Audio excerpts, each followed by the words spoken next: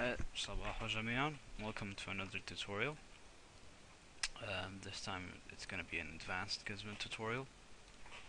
Remember last time we were talking about how we're going to proceed with building this tube puzzle? Well, I decided that we should, since we're going at it, we should make something a bit more proper, a bit more complete, a bit more advanced. So I recreated the Skyrim puzzle with the models and all.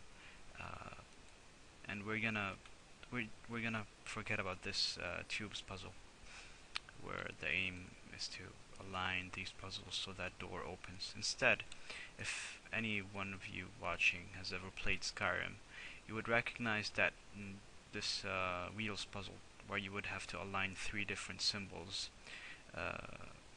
in order to open the door. Let me demonstrate. So you have three wheels, and you need to guess which alignment of symbols actually opens the door. So if we try square or cone, square, and I need to fix the trigger's placement. Anyway, if we try cone, cone, and what is it? Teapot, teapot, and try to open the door by clicking on this weird snowflake. You see those doors will open and expose bots to us, and they will try to shoot at us. And after a few seconds, the doors will recede, and you can try again. So if we try out the right combination, which is square, circle, square, I need to reset the middle one. Okay. So it's square, circle, square. We try to open the door, it opens in a funky way, and we can go and, proceed. So, we're gonna start with building the models in 3ds Max. So, let's hop on over to 3ds Max, and we're gonna start with the tubes. So, it's not gonna be an in-depth 3ds Max tutorial, but I'm gonna try to explain as much as I can what I'm doing. So first we go into create panel, and we click on tube, and we create a tube. Drag, and we deselect. Now we need to precise the width and the height. As you can see, we created more or less jagged tube. Let's increase the size so it's softer. Yeah, I wouldn't advise you do that. I wouldn't advise you do that in any type of modeling, because it increases the number of polygons by a lot, and that would reduce the performance overall. So yeah, okay. Now we need to in order to rotate, to choose your control mode, pressing the hotkeys, which are W for pivot mode, E for rotate mode, and R for scale mode. Or you can access them here: scale and move, rotate, and uniform scale. This is select and move, and this is select and rotate, select and move. And Q basically just gives you something to select things without actually moving, dragging, or scaling things. Q is just to select things. So if I Q W, there I go. There you go. Now I need to rotate this 90 degrees. Go there. I see if it's moving. It's not going by fixed increments. I need to put it precisely on 90 degrees. So I snap toggle. I put on angle snap toggle, and now it increments by 5 degrees. Alright, now I need to place some symbols on here. Let's just start with a box, a square box. I'm gonna go over to my top viewport. Just create a small box. That would do. That should do. W, move, and fit it right snugly on top of the. Just glue it on the tube. So looks like it's sticking out of it. Okay.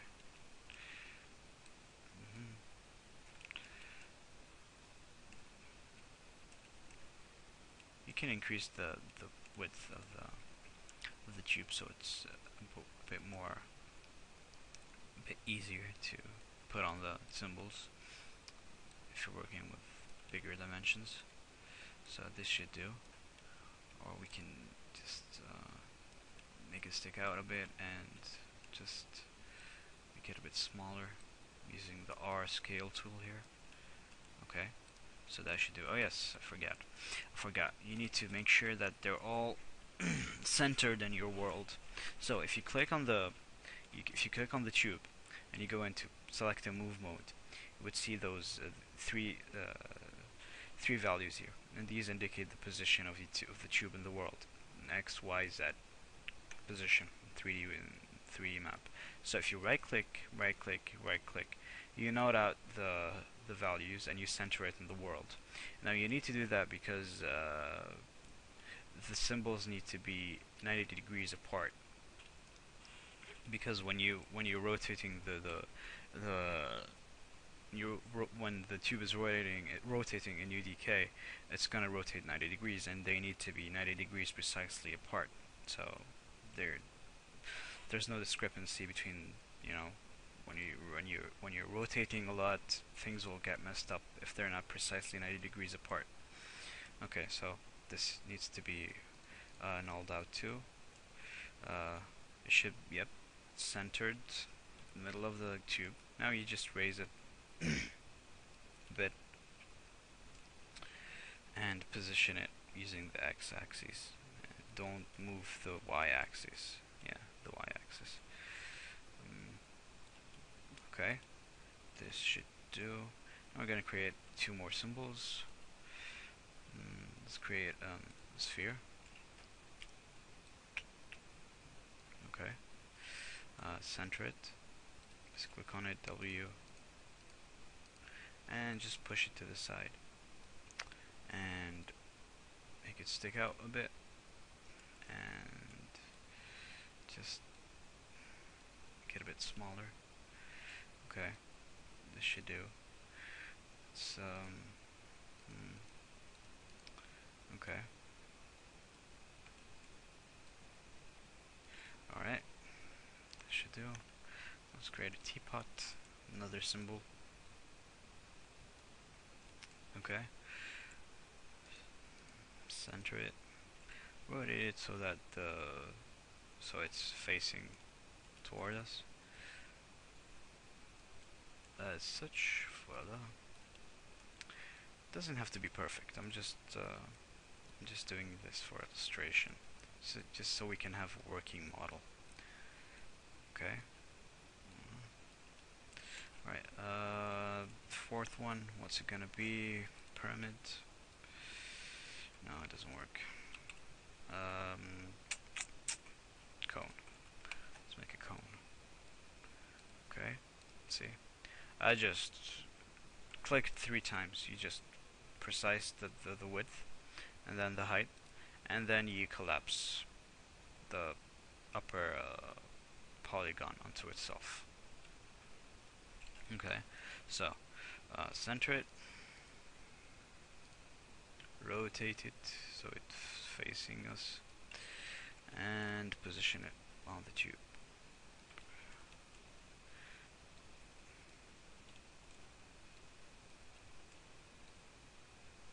Okay, that's good.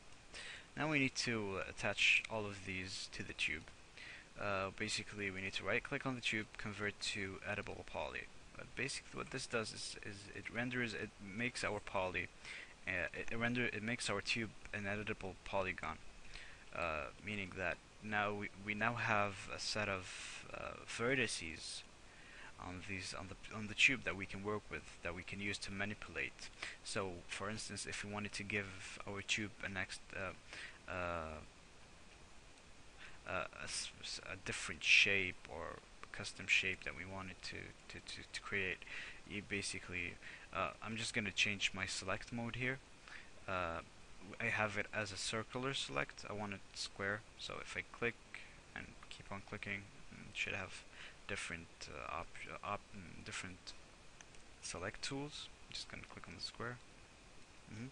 So if I go and select these vertices, for instance, and move them, you know, and I'm creating different shape for my tube. Select these vertices, move them, you know. It enables me to create custom shapes with my models. Okay, I'm gonna do that. Control Z.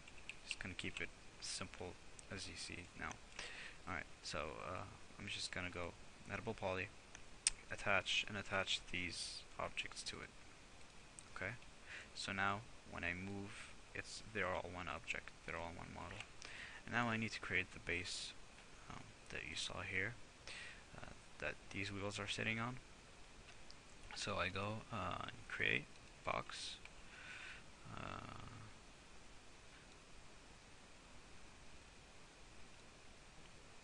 Okay, and just lower it. Oops, lowered. So it's covering all the bottom half of the tube and the and the symbols. One way I can do that is go into scale tool and scale it, but I'm not going to do that. I'm going to right click on the box and convert it to an editable poly. And I can, oh yes, I forgot. Editable poly gives you a different set of things you can manipulate with the box. You can either select the vertices and you know, change the vertices, or you can select the polygons or edge or borders. I'm gonna select the polygon and just extrude it forwards. Or instead of doing that, I can select the polygon and go extrude settings and basically precise what I want. Now the difference is that it creates a new set of polygons here. The other way, when I just moved and dragged it, it just scaled it. When I extruded it, it created a new set of polygons that I can work with, as you can see here. And I'm gonna raise this back part so it covers the back of the wheel as well. So I'm gonna go and select the polygon. But as you can see, it's going it's going further. So when I raise it, when I extrude it, it's gonna cover all the tube. I need to narrow it down. One way I can do that is go into edge mode and select the edge and basically voila, do that. But as you can see, it's gonna also move the edges here and here. I don't want that. One way I can do that is create a new edge between these edges that I can use. One way to do that is by selecting this edge and control select the other edge, so I have the two selected, and go into connect. Connect basically gives me a new edge between the two. So on segment, pinch is when there are many more than one. And now I have this. Okay, it controls the position. Okay, I have an edge between them and a new polygon that I can select, extrude. Okay, and I'm gonna just press G so you can toggle the grid. I don't need it right now. I just need a simple, a visual indicator to let the player know that they should click here. What's a geosphere? Nope. Quickly, cylinder, box. Let's just make a box. Okay. I have like 30 seconds to finish this video and move on to the next one. I just want to be done with this part. Okay. Scale. Okay. Okay, we have the visual indicator. Now we're done with this. Center it. Okay. Okay. Join me in the next part where we're gonna export these models. Bye.